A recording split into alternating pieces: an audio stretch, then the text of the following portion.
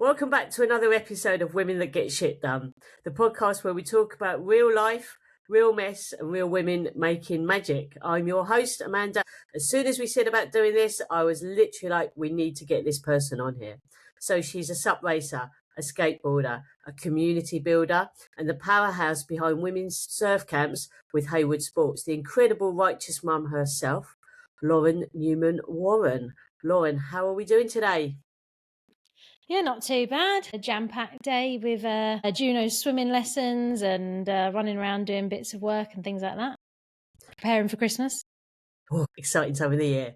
So for anyone who hasn't discovered your page yet, Lauren, who is the righteous mum and where did this all begin for you? Well, it's kind of, it's changed from where I first started it. The actual righteous mum, it was a brand idea and it was almost a club and a social meetup. And I wanted to find mums like myself. I'd not long had Harrison and going to like baby groups, and I mean, I was totally out of my depth, and I thought I need to find people like me. And actually, that's kind of not what it was. And I realized at the time that it was quite niche. This is obviously pre-COVID, and not many people, compared to the amount today, not many people were doing SUP, and especially not SUP surfing. And I kind of left it for a bit and rejigged the idea and thought, actually, SUP surfing is the thing that I really like. That's the type of stand-up paddleboarding that I want to do and focus on that. I didn't know many women that did it, and I had the perfect coach in Scott, and it kind of went from there. You know, my page kind of spreads more than that. I kind of feel like it's gone from a brand to the righteous mum being me, and me kind of showing another child later the different types of sports and things that you can achieve even though you've got kids. Absolutely love that. So especially with your skateboarding as well. So obviously when I first met you, you were just getting on the wheels to where you are now. So what skills are you able to do now on that board? Well, I went from literally just going on the straight and going, I can do a bit of skating, to actually being able to carve on the board and get in the bowl and fly around it, as it were. I haven't quite got to the bit of dropping in because, again, 2 kids later at nearly 38, I'm like, oh my God, if I slip down there at the wrong angle and break an arm, I mean, it's not worth thinking about. So I'm kind of moving myself up a ramp instead of doing and dropping. You'll get there. You'll get there. You'll get there. So it's amazing about the skateboarding, Lowell. Your SUP surf camps, now I'm privileged that I've been on a couple myself. But obviously you're behind these with Hayward Sports.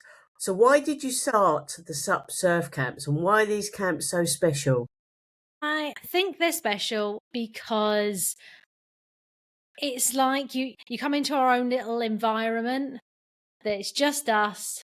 There doesn't feel this big pressure from anyone, and you can take it all at your own pace. It is very much a family run little company in that you have no choice, but there are 2 little children coming as well, and that it's my husband teaching. I'm just the one organizing it. I have a background in events and I do like to organize, and just seeing the thing that I've created and the little plans I put together and seeing how everyone enjoys it, it's brilliant. And watching somebody catch their first wave is chef's kiss. Like, it's so good. Like, you can't help but smile, whether they come in on their bellies, on their knees, off the back, like whatever. It's so much fun just to even watch someone do that. It's great. And we're going into our 5th year of them, which seems mad from going, let's just give it a go. And it was fun all guys to begin with. And I remember the first one was in like 30-degree heat, to just being straightforward now. So apart from the SUP surfing, what else can people expect to do or see on that weekend? So it is now a jam-packed weekend. We say that you'll roughly get about 6 hours on the water. That's not always necessarily straight on the waves. That could be it could be anything in the water, and learning all the different skills that go along with it. You get an hour's yoga with Elaine, who is brilliant. She SUPs herself. She does a bit of surfing herself, so she knows exactly what we need, and she's brilliant at breaking down any barriers with everyone. And she comes away with a whole group of new friends and has us laughing our heads off, which I'm not sure is the idea of yoga, but it's brilliant. It's such a good vibe. And an hour's sauna, which is always a really nice little bonding moment where we talk about, I mean, you can just sit there and cook if you like, but we talk about our highlights of the day, what we think we've achieved, what your goals might be for the next day, a group meal in the harbour, which is so beautiful, and then a little goodie bag as well. Oh, it's a goodie bag. So what have we had so far in our goodie bags? So currently you get Tenzing sports drink, get Surf Girl magazine. Surf Girl has supported me from the start, and Tenzing near enough as well, which is really, really lovely. Surf Girl magazine is actually based in Newquay.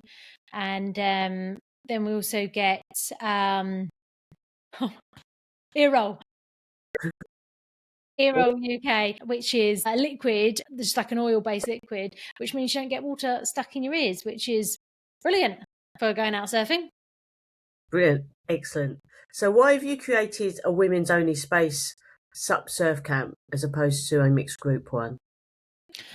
I think that the women that come feel safe and well supported. Like I say, we end up being, a little tribe by the end of it, and you come away with 6-7 mini cheerleaders, and it's funny how there's never a competitive element about it. Everyone seems to support each other, and on whatever journey they're on, whether it is literally just to catch that wave on their stomach coming in, or whether they're going right out back, they want the huge monsters. Everyone is there to support you. And I feel that everyone always sort of ends up opening up, and it's just a really supportive environment.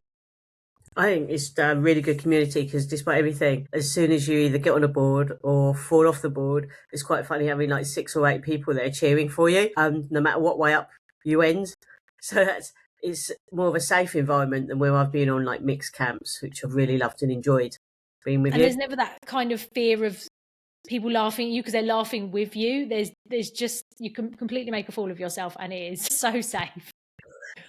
So, Lowell, as you've already mentioned about your children, and we are filming this just before Christmas, which can also be a really, really nice time for some and really, really horrific for others. And we know that 2025 seems to have been quite challenging for people.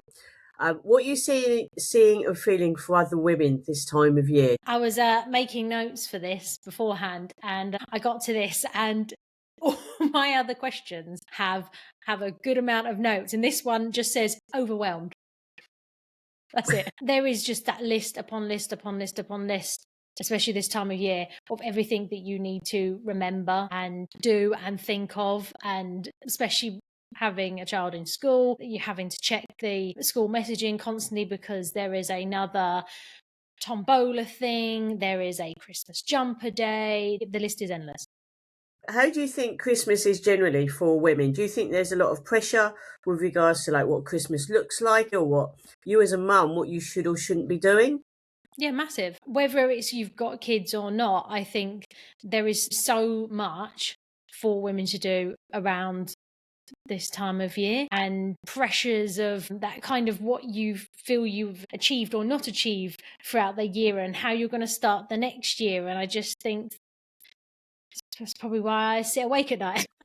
Because there is going through the year of what did I do, what that all means, and how do I take it into next year. And this is, again, why we've had to be so advanced with sorting out our camps for next year, because people, again, women, they want to have their lives organised going, into the next year. There's so much pressure. Women that get shit done. Women that get shit done, yes, and they get shit done far in advance. So you've got Juno and Harrison, two amazing persons who I have the privilege to see quite often. As a massive SUP racer, and you're an absolute advocate for the sport, How did pregnancy affect your SUP racing? To begin with, it didn't. I could still paddle up until late in the pregnancy. However, I chose not to race. I said if I'm gonna be a part of any of it, it's the Challenge Tour, and that is one of the perfect things that the Challenge Tour is there for. It's for people that want to be part of the atmosphere, want to give it a go, but don't want that that pressure of racing. And it's not just about me. I may be completely competent on that water. I've done cold water swimming. I know if I'd gone in cold water how I would react, how I'd be, but it's not about me. There's plenty other people that are racing at the same time, and I feel like that my decision shouldn't be on them. If someone had bashed into me for whatever reason and I came off, can you imagine how awful they would feel? And I don't think that's right. However, I do believe go for it, paddle during pregnancy, obviously making sure that you're dressed appropriately for whatever conditions you're presented with. If it is cold, then you've got to make sure you're fine, because it's not you at the end of the day, it's the baby, or you might just react differently. But I loved paddling when I was pregnant. It's great. And as much as you can race, you can take it down to a lower speed and still being able to enjoy it, and I did. You've mentioned previously to me about your C-section and the experience that you've had and the emotion you've had with that with Juno. Do you think people really talk about C-section enough? No, not at all. I think unless it happens to you, you are not informed whatsoever. I knew nothing, and I think it's really two different births. I think it's massive. It plays a massive part on your mental health, and from seeing me how emotional I was about it. So how would you say that differed between having Harrison and Juno? Oh, massive. I think I was so naive after having Harrison. I think I was probably quite annoying on social media to some other mums, because literally a week later, I was out doing things, and I was preparing how my training was going forwards, and I didn't even look at it as a recovery with Harrison. I think it was a blip, and then with Juno, it was massive. I'd gone from being a relatively fit pregnant woman, going up these stairs, swimming with this big pregnant belly, and then suddenly, just like that, I've been cut open, and not only are you back to square one, you're dealing with the recovery, you're dealing for a massive surgery that you had no idea you're about to have, and no idea what it comes with. So is it been more of a challenge, do you think, physically or emotionally for you? Emotionally. I think once you get your head around the physical aspects of it, I booked in with a mummy MOT. They look at your scarring, they check out generally how you're moving and things like that. And once you get the okay to start exercising, you can build from it. But emotionally, not me for sick, wasn't prepared. But even down to, because of age and this, that, and the other, I had to have daily blood thinning injections that they were like, oh, that doesn't hurt. You just got to do it right. It'll be fine. Oh, God, like, not only have I just been through massive surgery, I've now got to be injected each day, and I'm going purple. And I just was not prepared for it whatsoever. So what would be your recommendation? So if you were to say, right, 3 things could be improved, what do you think that would be? Find out about every type of delivery. Like they say to do a birth plan, which you end up thinking is rubbish because whatever happens, happens. But it's more like preparing yourself for if that happens. Just making yourself completely aware, and then you are mentally prepared going into it. Don't be naive like I was. Do your homework just to understand how it could go, I think is the most important thing. With regards to your actual recovery, obviously the physical recovery as a skateboarder and SUP racer, how have you found that? I think because I did keep myself really fit, it did help. As much as I, in the moment, thought it didn't, and it felt like I've done all this work and it's just gone out the window, and what was the point? It did help me. And when I went again to this mummy MOT, because I wanted to get back running as well, and she said, okay, so a person that hasn't exercised, hasn't been training, maybe they wouldn't be able to start running until 20 weeks postpartum, but you're able to do it 12 weeks postpartum, that kind of thing. So it did help actually doing some training, and it did mean that I probably could go back to things slightly quicker. They say it can affect your balance. For me, I didn't have that. I think it was just more confidence to get doing these things again. And I did have a little bit more, I think, drive this time because of what I'd been through, that I did want to push and show that, okay, you've had this happen to you, but you can go back out and you can go and skateboard and you can go and run and you can go and surf. So it's like small wins. Oh yeah, massive. I even saw a memory came up on my phone yesterday that 2 years ago that I'd managed to do 2 pull-ups in a row. Just to think, it feels in the moment, it feels so hard, but 2 years later, that is no problem, and I could do 7 or something like that. Just a walk in the park. Yeah. So your gym routine that you do now, so you're passionate about the gym. How have you actually managed to get going to the gym regularly, in with having 2 children, amazing husband Scott, being out on the water, having a job, going through the WhatsApp group from the schools and the emails, Yeah. and having a little one at home? How do you fit in going to the gym? To be honest, it's having almost no schedule. Like, the one thing that is permanent is Harrison going to school. Apart from that, we kind of wing it, and you take that moment and you got a rough plan, and if all the stars align and it just works, it works, and you go, right, I've got that amount of time, I'm just gonna do it. You mentioned Scott, and he is the reason that I can do what I do. I can work because we juggle things and make it work. I can go to the gym because he will drop me before taking Harrison to school, or the other week I wanted to go to athletics, but it was on at 6:00 and I start my meltdown. I am done by 5 and I did not want to do it. I didn't want to go, but he's like, no, you go into athletics.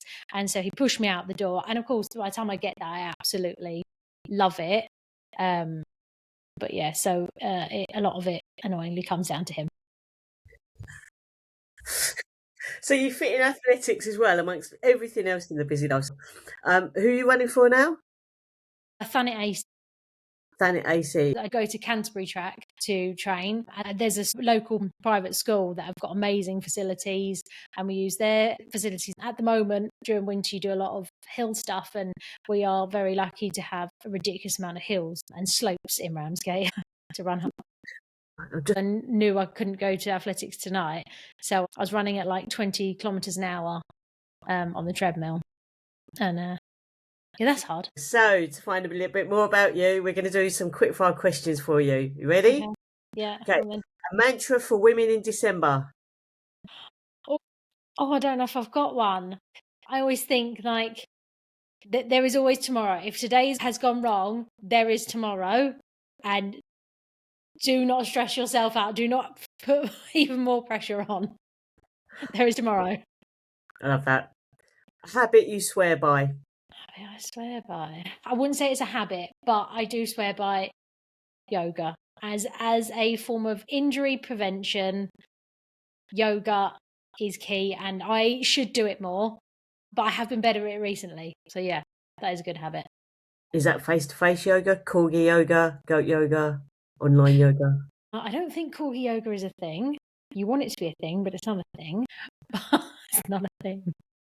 But my friend Rasheen, she's got an app, Jungle Yoga. She's brilliant and does loads of different things, especially for like hip openers and stuff like that. Very good for SUP and very good for running. In fact, I do it in the gym or at home. One sentence, a truth about motherhood. It's brutal and beautiful. Your favourite boundary. Boundary.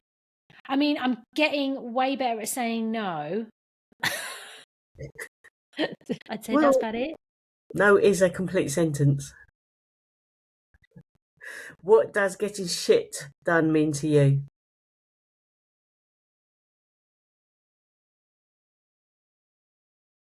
Having that feeling of complete, feeling like, yeah, I have nailed it. You've got all your ducks in a row. They may be going like this underneath, but yeah, a sense of achievement. Fantastic. Lauren, thank you. That is a perfect pre-Christmas conversation. Your honesty and your energy and your SUP Surf Camp Sisterhood is exactly what Women Getting Shit Done is about. And for everyone listening, go follow Lol at The Righteous Mum on Instagram and check out the Women's SUP Surf Camps with Hayward Sports. So have a restful Christmas, everybody, and we will see you in 2026.